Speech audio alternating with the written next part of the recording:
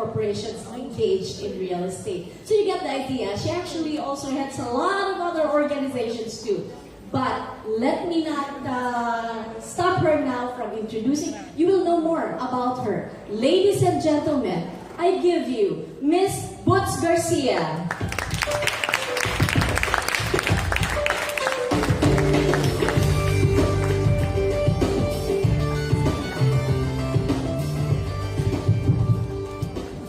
Hello, good afternoon to everyone. You know, it's not the easiest thing to do to speak after lunch. Right. So, I'll try to perk up my session and share some of my thoughts and insights. But before that, I'd like to acknowledge the male in the audience. I only see one here. Very brave. Can we ask you to stand up? Let's all give him a browsing for coming here today. Very brave. If there's any indication that we have at least one male champion in the audience. He for she, yeah. Okay. Since it's not, as I said, the easiest time of the day, let me start off with a game. We're all very competitive, isn't it? Yes. Short of, pulling each other's hair. But let me just show you some quotations, and what I'd like you to do is to guess who said this. So let me have the first slide. Hire as many women as possible. This is what we did. This is the secret sauce, referring to the success of the company. Any guesses? By the way, we brought some tokens for you. It's a surprise as well. Any guesses? This is a global businessman. Global. Yeah. KFC? Can I hear you? KFC? Okay, very right. That's Jack Ma. Okay. Wow. So you probably are surprised that Jack Ma even said this. Okay, I have several. Okay, let's go to the next one. It is time to put women first. I'm talking about hiring, promoting, and retaining more women, not because it's the right thing to do or the nice thing to do, but because it's the smart thing to do. Richard Branson? No. It's a global political leader. Guessing? Any guesses? One. Which part of the world? No clue. Actually, Senator Reid had just mentioned it. It's Justin Trudeau, actually. He was here last year during the ASEAN meeting. That's PM Trudeau. And just want to share my bit of fame with him. There you go. That's When why. he that was my 5-second bit of fame in Canadian TV. So this was sent by my That's former staff in why. Canada. He said, "Do you know that you're on Canadian TV?" I said, "Why?" Kissing Prime Minister Trudeau. I was so engaged. Okay, next one. I firmly believe that enabling women's latent high degree of ability to blossom fully will be a driving force that puts our country, which has had the feeling of being caught in an impasse, on a growth track once more. Politician, political leader of one of the G8s, tama ba ako? Or G7s. Madami na ako.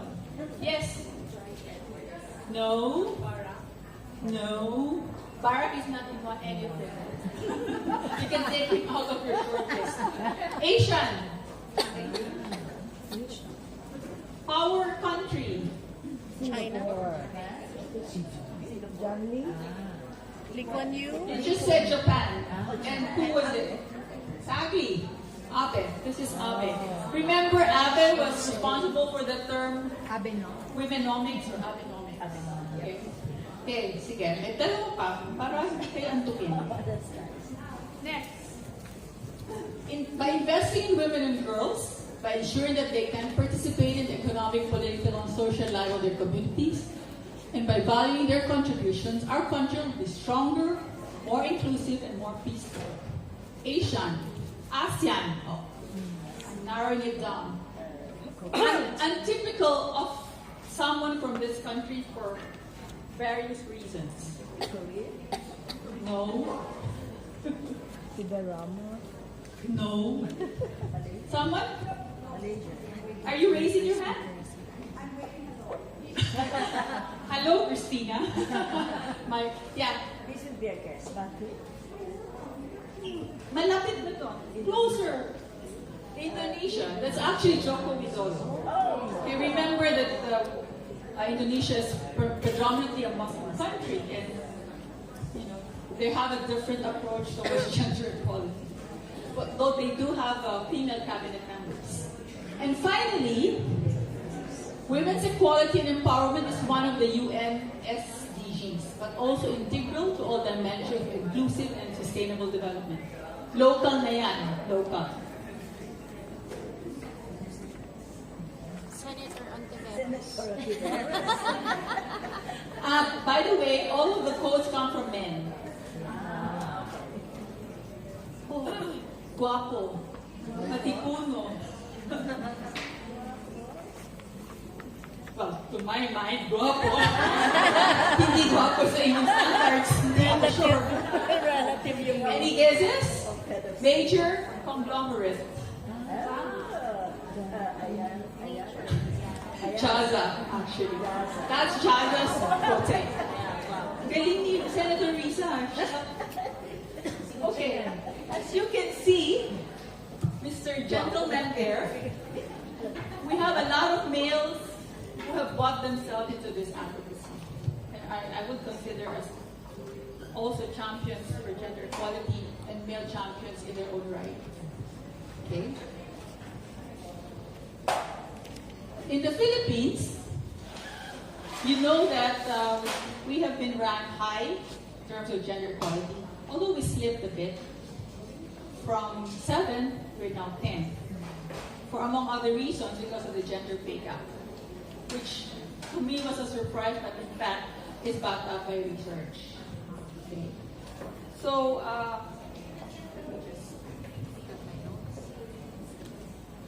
are we really doing well? Do you agree? Are we really in that high? I mean, may K ba tayo dyan sa number na yan? Diba? Of course, there is research to back this up, but really medyo. But look at this. Don't you hear this a lot? This is the picture of an anonymous man. I don't know if you stand for that, but it says, women are empowered in the Philippines. It's the men who are oppressed and need help. Also, next quote, we need to be emancipated. I've heard this not more than once, but quite a lot, even among my business friends. What are you talking about? Liberated kayo, etc., etc. Why? Because we've had 2 female presidents, we've had 2 female vice presidents, we've had a female Speaker of the House, Kang Baki. I think she's the first female. We've had the first female Chief Justice who has been disposed. And there's high-ranking women in government, some of whom are in not a supposed place. And we also have women, high-profile women in business. So parang there is a disconnect, di ba? Mataas ang ranking natin, pero bakit? Why do we feel that the progress is not really as fast as we'd like it to be? Don't you agree? Di ba parang nandiyan na tayo, but can't we accelerate it? Can't we move it faster? So that we can really brag about being high-ranking? Because the reality is, we're still stereotyped. Men have to go to the blue box, women have to go to the pink. Question, why blue and why pink? Why do we have to stereotype men and women or genders into these types of boxes? So this continues to be stumbling blocks to why we've not achieved what we could in relation to other countries have gain more in terms of gender equality. So how do we address this? This is what I'd like to share with you. As my resume said, I've done work in private sector, a short 5-6 years in government, now doing a lot of NGO work related to gender advocacy as well. I thought that, all of these parts of the picture could actually do something together. So the first point I'd like to make that is that each sector has a role to play, whether private, whether government, whether civil society, whether you yourselves, you have a part to play. Things will not move if you yourself do not do anything about it, even as an individual or even as a member of, for example, PCCP Women in Business. So one of the things that I've seen is that both government and civil society must address the gender gap. So this is one example that we've done. In 2017, we organized the Philippine Women's Economic Network. I initiated this because I realized there's so many women's organizations doing the same thing. Why don't we just band together? If we have a common advocacy, then let's just come together. So these are 6 women's organizations founded by women, led by women, for women's economic empowerment. And this represents a cross-section of professionals, so middle managers, CEOs, board directors, as well as entrepreneurs, small startups, medium-sized businesses, as well as established businesses.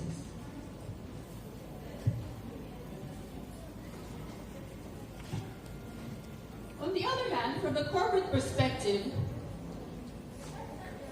businesses themselves can do something. Okay? Businesses themselves should take bolder steps to harness the dividend that they can gain from harnessing the abilities and competencies of women in their organizations. So, as you can see, many of our factories are actually employing women. And we have women as well in middle management positions, CEOs and board directors. So in last year, Phil Wen went into a partnership with Investing in Women, which is the gender equality program of the Department of Foreign Affairs and Trade of Australia, to organize a coalition of big businesses. Okay. The next slide. So we organized what is now called as the Philippine Business Coalition for Women Empowerment. So we invited 7 large employers to form the initial membership of the council. And this include Accenture, we have Ayala Land, representing the Ayala Group. We have Convergys, which has 65,000 employees.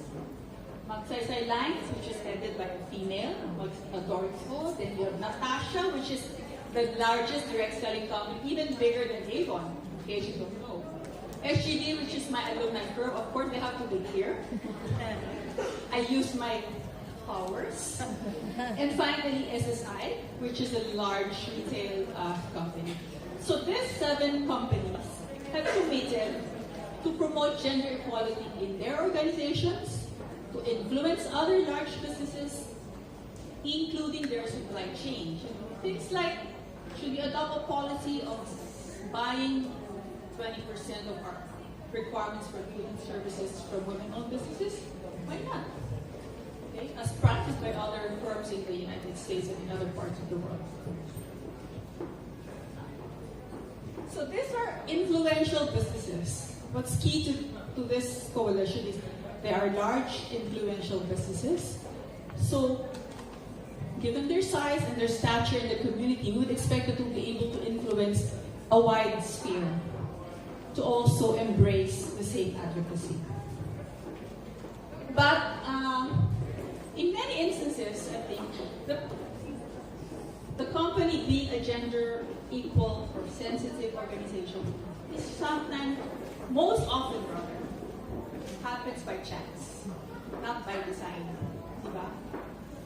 I can talk about HG itself. 50% of our professionals are women. 50% of our partners are women. When I joined the firm early on, we probably were just 20-30%. But then as a managing partner today, was that a conscious effort on our part to hire more women? Frankly, it's because more female professionals excel. Especially in the accounting course, many of the top-notchers are mostly women. So this was really not, so why they can claim to be gender sensitive, it doesn't necessarily follow that they've consciously adopted the policy of being gender sensitive. So with this, in this coalition, they are committing exactly through an evaluation process, which rates them in terms of gender equality. It's called EDGE, Economic Dividends for Gender Equality, where the results of which include an action plan that they will implement over a period of time, 2 years, by which time they will be re-rated whether they should continue to be certified as such. Okay? So this is one of the things that we are advocating. So it's evidence-based. It's no longer by chance. So if you agree that we should all empower women, do you? Yes. Are you convinced? Is that why you're here? Okay. I think one of the things we can ask you to do is maybe encourage your companies which you represent to form part of the coalition. We will be stronger when we are together and we are more in numbers. You might not want to become a member yet, but you can become a partner. And we have, inked agreements with the Makati Business Club, which is a bastion of male chauvinism, don't quote me. But who's never had a female president and a few women in their boards. So, my question to Ed Chua is, why aren't there women in your board? He said, that's really what we want to understand. What is the reason for the leaking pipeline? Why can't women rise up to the C-suites? So we're able to convince him to do a study along these lines. So that's our signing with Spark. Okay. With MBC rather. So you can be members of the coalition, or companies, and you can be partners. Second point I'd like to make is live and work with the gender lens. While you have the opportunity to do so, use every opportunity to speak about it, to practice it, to encourage and motivate other women.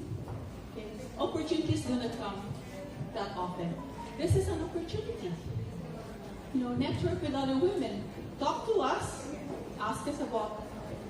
Continue to think about. You are lucky, but other women aren't as lucky. Lift each other up. Let's not be crabs. Okay? You'll be surprised. You'll hear women tell you, what are you talking about? I didn't have a problem becoming a CEO. I said, you did not have a problem. Why don't you help other women who seemingly have problems? Okay? And last few words. Fight for a seat at the table and do not waste it. You don't have anything to say that if there's an opportunity to speak, do so. If you don't want to leave the seat and give it to someone else. Because they're far and few. I'm sure you sit at tables or meetings where you're the only female. Should you keep your mouth shut? Of course not. Use that opportunity to speak. I know that you're aware of the quote from Secretary Madeleine Albright, where she said, there is a place for women who do not support women. And what is a place? Hell. We don't want to be in hell, we want to be in heaven. Diba? Right. So take that opportunity, grab that seat if necessary. Sometimes, let's not be shy. I mean, we're not shy, diba? Aren't we all competitive? So let's be bold. Take that seat at the table and talk about it.